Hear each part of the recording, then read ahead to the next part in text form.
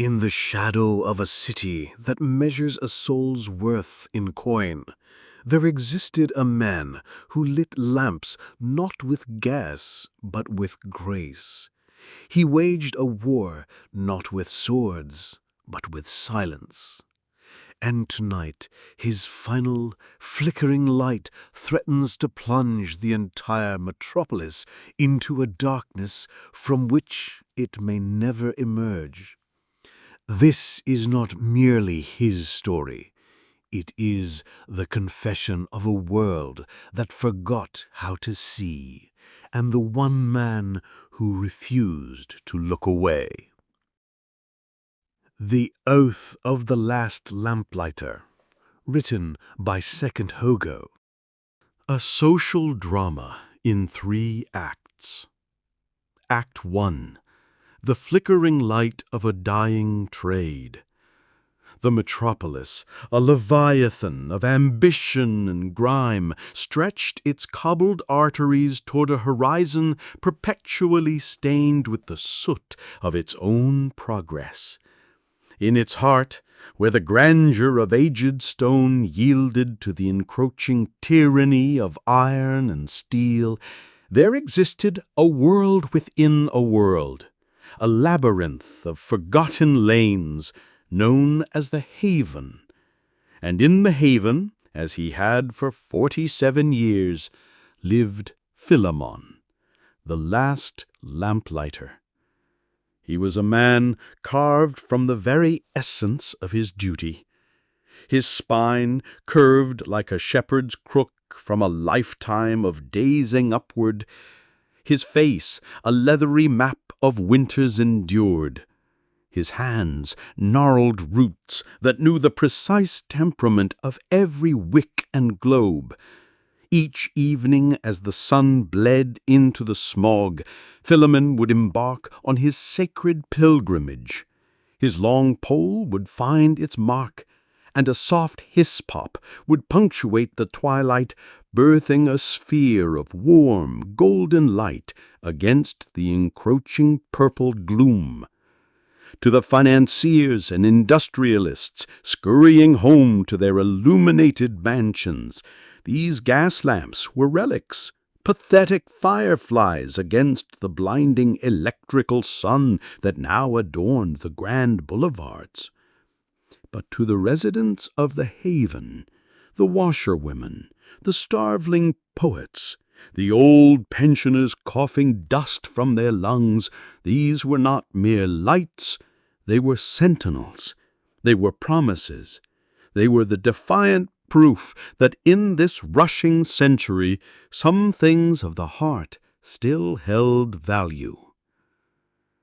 But a shadow, long and cold, had been cast, not by a cloud, but by a document, an edict of urban renewal signed by a man named Reginald Thorpe, a director of the Consolidated Power and Light Company.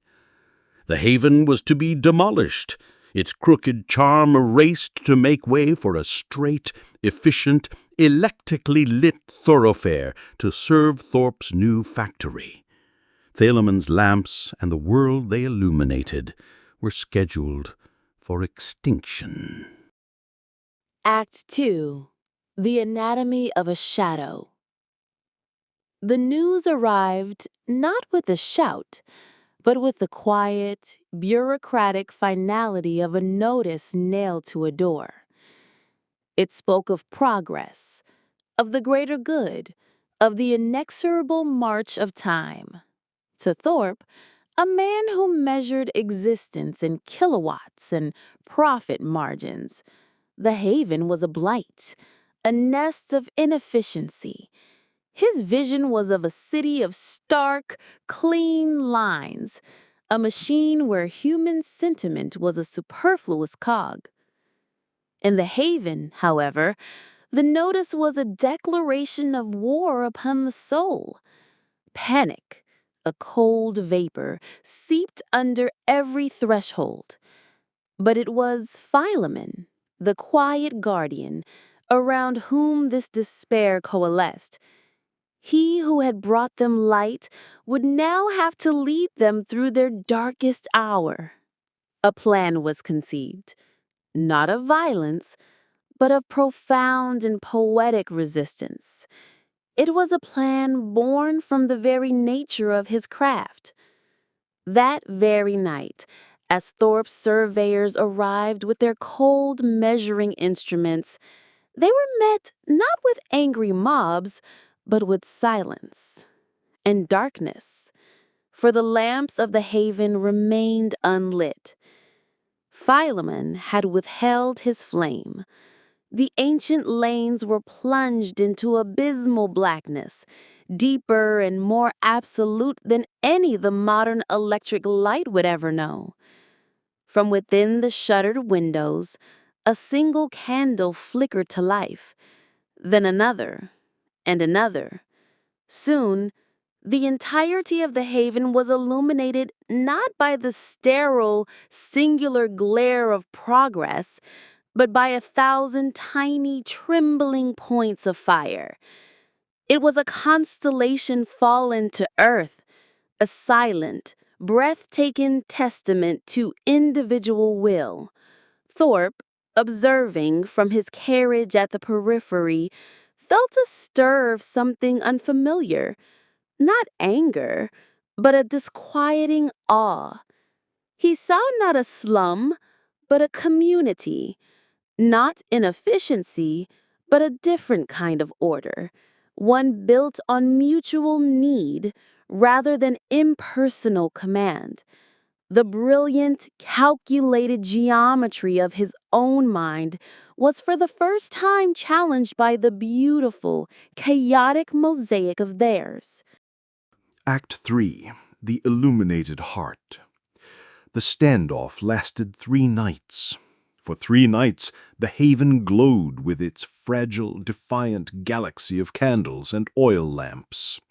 On the 4th evening, Reginald Thorpe did not send his surveyors. He came alone, on foot, his fine leather shoes uncomfortable on the uneven stones. He found Philemon not on his rounds, but sitting on a stoop, patiently polishing a glass globe. The 2 men, archetypes of their opposing worlds, regarded one another. Thorpe saw only an old, stubborn man clinging to the past. The layman, though his eyes were milky with age, seemed to look through Thorpe, to the anxious, ambitious boy he must have once been. "You are costing me a great deal of money," Thorpe stated, his voice echoing in the quiet lane. Philemon nodded slowly, setting his globe down with infinite care. "And you, sir, are costing us our home. Which is the greater economy, the counting of coins or the preservation of hearts?" He gestured around him at the 1,000 pinpricks of light. "You see, your light," he began, his voice soft, yet clear as a bell in the still air. "It reveals. It is a light of interrogation, demanding to see everything, to leave no secret, no shadow untouched. But my light," he paused, and a profound gentleness settled on his weathered features. "My light protects. It creates a circle of warmth in a cold universe. It tells the wanderer they are almost home. It allows for dreams to grow in the edges where the light does not quite reach. You wish to eliminate the shadows, sir.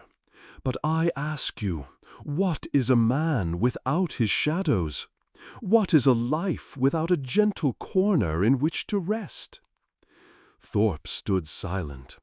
The calculus of his mind, so reliable, so absolute, failed him.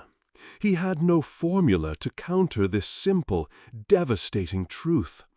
He looked from the old man's peaceful face to the hopeful, fearful eyes peering from behind nearby curtains. He saw the intricate web of lives he had been so prepared to sweep aside in the name of an abstract progress. He did not apologize. He did not renounce his ways. But the next morning, the work crews did not arrive.